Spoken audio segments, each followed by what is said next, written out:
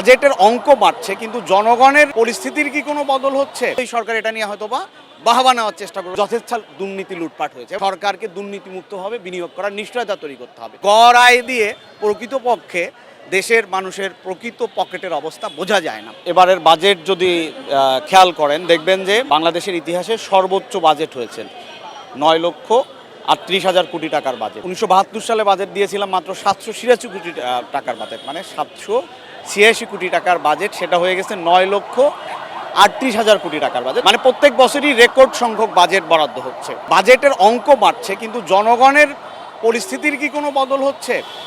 মানুষের আর্থসামাজিক পরিস্থিতির কি কোনো বদল হচ্ছে?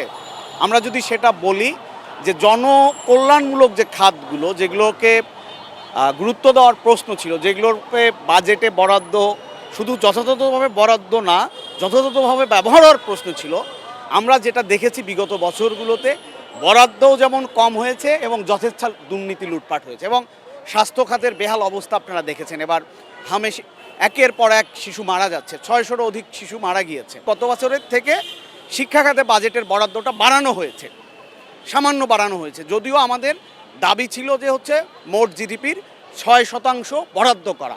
আমরা দেখলাম এই সরকার সেটা জিডিপির মাত্র 2% বরাদ্দ করেছে, যেটা আমরা যদি শ্রীলঙ্কা, পাকিস্তান, দক্ষিণ এশিয়ার অন্যান্য দেশগুলোর বাজেট দেখি তার থেকেও কম। তারপরেও এই সরকার এটা নিয়ে হয়তোবা বাহবা নেওয়ার চেষ্টা করবে। শিক্ষা খাতে বরাদ্দ বাড়িয়েছি, শুধু কি বরাদ্দ বাড়ালে হবে? তাহলে বরাদ্দ বাড়িয়ে কি করতে হবে? অবকাঠামোগত যে উন্নয়নের যে কথাগুলো ছিল, যে আমরা যদি দেখি আমাদের শিক্ষার প্রত্যেকটা স্তরে দেখি যে সরকারি স্কুলগুলোর বেহাল অবস্থা, শিক্ষক নেই। আবার আমরা মিড ডে মিল যেটা চালু ছিল আমরা দেখলাম সেটা বন্ধ করে দেওয়া হলো। তাহলে বাজেট বাড়িয়ে শুধু প্রযুক্তিগত উন্নয়ন, কিছু ট্রেনিংয়ের বরাদ্দ বাড়ালে হবে না।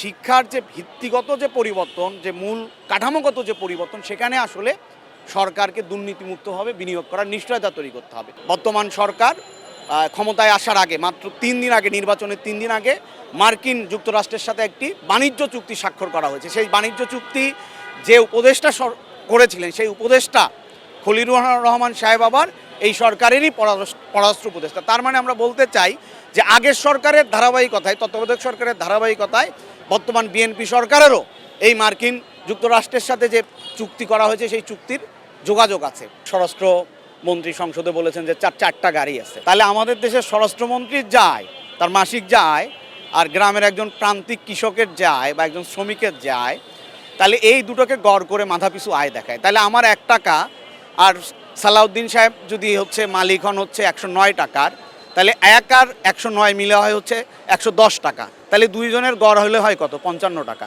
তাহলে বাস্তবে কি আমার পকেটে 55 টাকা আছে? আমার পকেটে কিন্তু 55 টাকা নাই। তাহলে এই যে মানে গড় আয় বৃদ্ধির যে বা প্রবৃদ্ধি বৃদ্ধির যে ঘটনাগুলো দেখানো হয়, এগুলো হচ্ছে একটা অংশের মানুষ ক্রমাগত ধনী হয়, তার সম্পদের পাহাড় বাড়ে। আপনারা যদি দেখেন ইতিমধ্যে আমাদের দেশের টোটাল অর্থনীতিটাকে যদি আপনারা খেয়াল করেন দেখবেন যে এখানে আমাদের দেশে 25টা পরিবার এবং 110টা কোম্পানি, গ্রুপ অফ কোম্পানি, তারা হচ্ছে প্রায় 70% অর্থনীতির নিয়ন্ত্রণ করে। তারা হচ্ছে 70% সম্পদের মালিক, 70% সম্পত্তির মালিক। তাহলে বাকি 30% মানুষের সম্পত্তি কত?